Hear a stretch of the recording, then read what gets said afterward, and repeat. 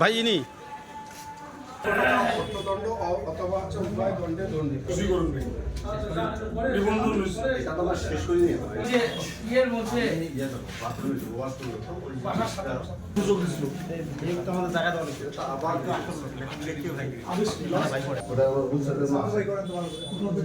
আমরা DMF certificate কোনটা বাংলাদেশে একটা আছে রেজিস্ট্রেশন করতে হবে এটা হচ্ছে আইন ওদের যে একটা আছে আপনি ডাক্তার লিখতে পারবেন না, আর এটা হচ্ছে চিকিৎসাই দিতে পারবেন না, যতগুলো দিচ্ছেন এক কথায় বলতে।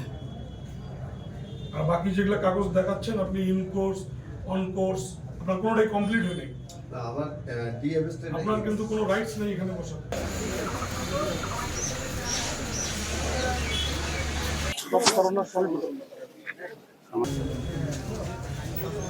ওনার পাশে কত আপনি যে সিলগালার ব্যবস্থা করেন, এটা হচ্ছে পরবর্তী নির্দেশ না দেওয়া পর্যন্ত এটা যেন রাখ করে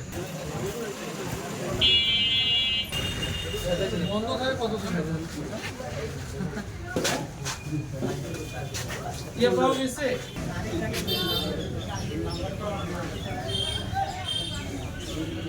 আচ্ছা সাহেব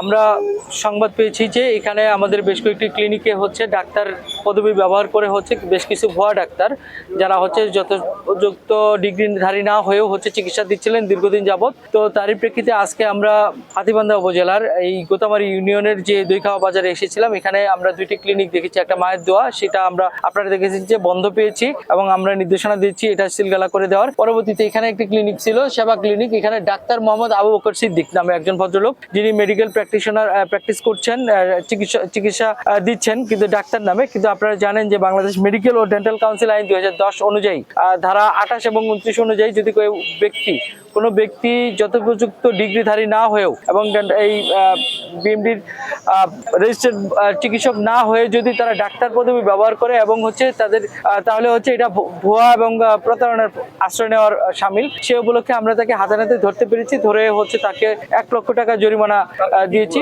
তার ভুল, সে যে ডিগ্রিগুলো ব্যবহার করেছে ডিএমএফ ঢাকা বলেছে, ডিএমএফ সে কোনো ডিগ্রি নেই। তারপরে বলেছে ডিএমএসএস ঢাকা করছে। এই কোর্সগুলো যেটা তার হাতে তার যে ভিজিটিং কার্ড, সেই ভিজিটিং কার্ডে যে চিকিৎসা যে একটা রেজিস্ট্রেশন ব্যবহার করেছে রেজিস্ট্রেশনটা, এবং সে তার কিন্তু ভিজিটিং কার্ডে স্পষ্ট ডাক্তার লেখা আছে, ডাক্তার কিন্তু সে আসলে ব্যবহার করতে পারে না। সে যথোপযুক্ত ডিগ্রিধারী না হয়ে কিন্তু করা যায় না, এটা হচ্ছে মেডিকেল ডেন্টাল কাউন্সিল আইনে কিন্তু নিষিদ্ধ করা আছে। সেই জন্য আজকে আমাদের ইউচেপিও মহোদয় আছেন, আমাদের হাতীবান্ধা থানার আমাদের আরএমও আছেন, আমরা উপজেলা স্বাস্থ্য কমপ্লেক্স এবং উপজেলা প্রশাসনের পক্ষ থেকে আমরা কিন্তু এই অভিযান পরিচালনা করি। আমাদের হাতীবান্ধা থানা পুলিশ আমাদেরকে সহযোগিতা করছে। এরও পাশাপাশি আজকের অভিযানে কিন্তু আমরা অগ্নি নির্বাপক আইনেও হচ্ছে অভিযান করছি, যেখানে হচ্ছে আমরা ফায়ার সার্ভিসকে নিয়ে এসেছি।